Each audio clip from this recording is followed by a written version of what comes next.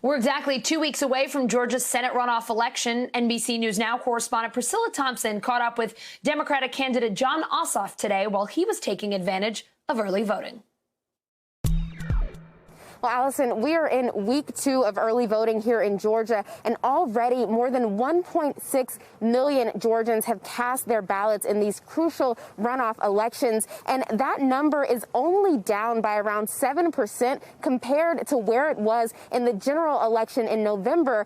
So that's pretty remarkable for a runoff election that typically sees around a fraction of the amount of voters turning out. And I can confirm as of today that all of those Senate candidates have cast their ballots in this year's election. Jon Ossoff was here earlier today voting, and he was the last one to get that done. And he also had a message for young voters. He talked about how important their vote is, particularly in this election, and that it could make the difference. And as a reminder, Georgia had the largest amount of youth voter turnout of any state in the country during the general election. And in a state where Joe Biden won by only about 12,000 votes, it is likely that they did have an impact on that race. And so we heard Jon Ossoff today encouraging them to turn out again, make a plan to vote ahead of the January 5th election. And we also asked him about the COVID-19 relief bill, that $900 billion that Congress approved late last night.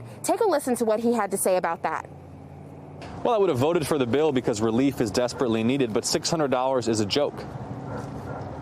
Folks are maxed out on their credit cards, unable to make the rent, afford prescriptions, make the car payment through no fault of their own because this pandemic has been allowed to spiral out of control. And David Perdue has a lot of nerve to brag about this after he's opposed direct stimulus payments all year long.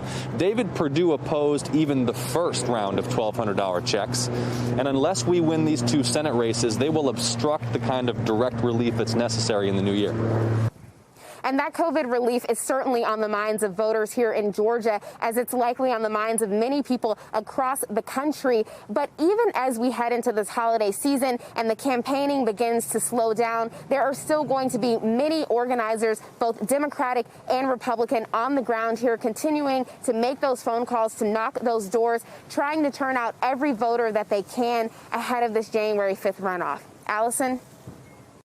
Hey, NBC News viewers, thanks for checking out our YouTube channel. Subscribe by clicking on that button down here and click on any of the videos over here to watch the latest interviews, show highlights, and digital exclusives.